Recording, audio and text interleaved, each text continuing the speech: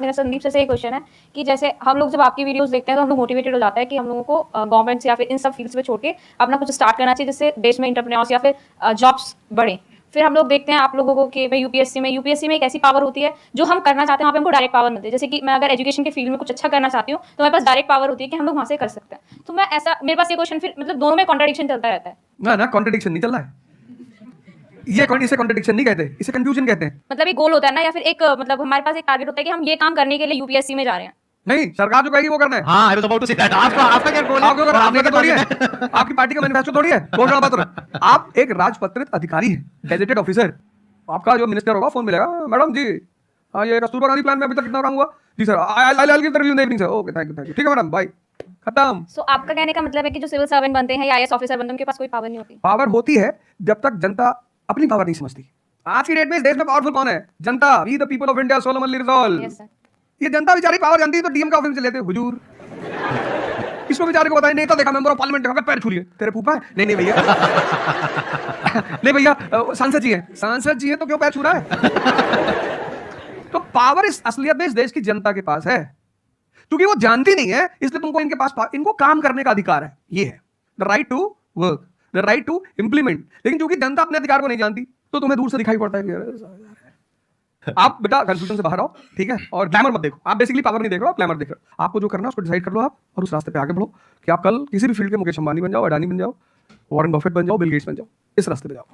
मैं यहाँ पे थोड़ा सा ऐड करता हूँ कि जो आपने बोला ना कि ये कॉन्ट्रडिक्शन है, सबसे पहले तो जो सर ने बोला कि ये कोई कॉन्ट्रडिक्शन नहीं है, ये कंफ्यूजन है, बिल्कुल सही बात है। अब कंफ्यूजन क्या है, उसकी जड़ क्या है?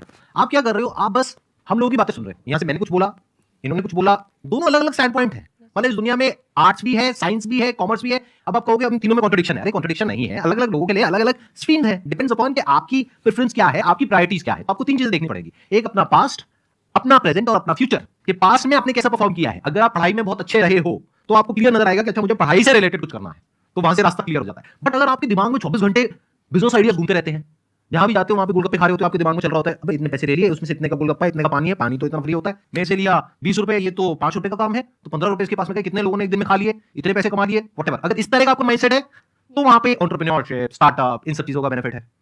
तो हर रास्ता हर एक के लिए नहीं होता है। तो ये आपको कैसे समझ आएगा? अपने पास्ट को देख करके। दूसरा, अपने प्रेजेंट को देखो कि आपके पास में क्या रिसोर्सेज हैं। सोचने से क्या होता है, आपको ये भी तो देखना पड़ेगा आपके पास में क्या रिसोर्सेज है, उसके बेस पर आप सोच सकते हो ना। कल को आप कहो कि मैं एक टेलीकॉम कंपनी लॉन्च करूंगी जो कि जियो को कंपटीशन देगी, ठीक है, सोच लो कुछ नहीं होगा। क्या है पीछे, बैकग्राउंड क्या है, आपके पास में क्या रिसोर्सेज है, how are you going to compete. तो आप फालतू में कुछ भी सोच रहे हो ना, तो यहाँ पे कॉन्ट्रडिक्शन क्या है, कंफ्यूजन क्या है, कुछ भी नहीं। तो जब आपके रिसोर्सेज ही आपको अलाउ नहीं कर रहे वो करने के लिए, तो सोच कर रहे हो। तीसरा, फ्यूचर में आप अपने लिए कैसी लाइफ चाहते हो। जैसे सर ने कहा कि पावर नहीं मिलती है वहां पे सर्व करना होता है। इस गलतफहमी से बाहर आ जाओगे, वहां पे पावर मिल जाएगी। पावर तो पूरी एक हिरार्की है, जिस हिरार्की में टॉप पर पब्लिक बैठी है एक्चुअल में, वो हमें पता ही नहीं है। हमारे हाथ में पावर है, किसको वोट करना है, किसको पावर में लेकर के आना है, फिर उनकी पावर के अकॉर्डिंग आगे पावर का डिस्ट्रीब्यूशन होता है, पॉलिसीज का डिस्ट्रीब्यूशन होता है, फिर उसको इंप्लीमेंट करना होता है। तो आपको देखना है कि आपको एग्जैक्टली लाइफ में चाहिए क्या है। कि अगर आपका माइंड है बहुत ज्यादा क्रिएटिव, कि आपको हमेशा दिमाग में आइडियाज घूमते रहते हैं कि कुछ अजीब करना है, कुछ अलग करना है, ये करना है, वो करना है, तो फिर वो रास्ता आपके लिए नहीं है, क्योंकि वहां पे आपके पास में पावर नहीं है, रिस्पॉन्सिबिलिटी है। But once you go in the entrepreneurship space, वहां पे रिस्पॉन्सिबिलिटी नहीं है, वहां पे पावर है, पावर टू क्रिएट। अब आपको देखना है कि एट द एज ऑफ 42, 48 आप किसके जैसा बनना चाहते हो। अगर एक टीचर बनना चाहते हो तो ये रास्ता है। उसके अलावा जिन्होंने यूपीएससी को क्रैक किया है उन लोगों का आप लाइफस्टाइल देख सकते हो। वैसे बनना चाहते हो, बहुत बढ़िया। मेरे जैसा बनना चाहते हो, बहुत बढ़िया। किसी और के जैसा बनना चाहते हो, बहुत बढ़िया। बट किस बेस पर? अपनी पर्सनालिटी को देखो ना, क्या लाइन हो रहा है।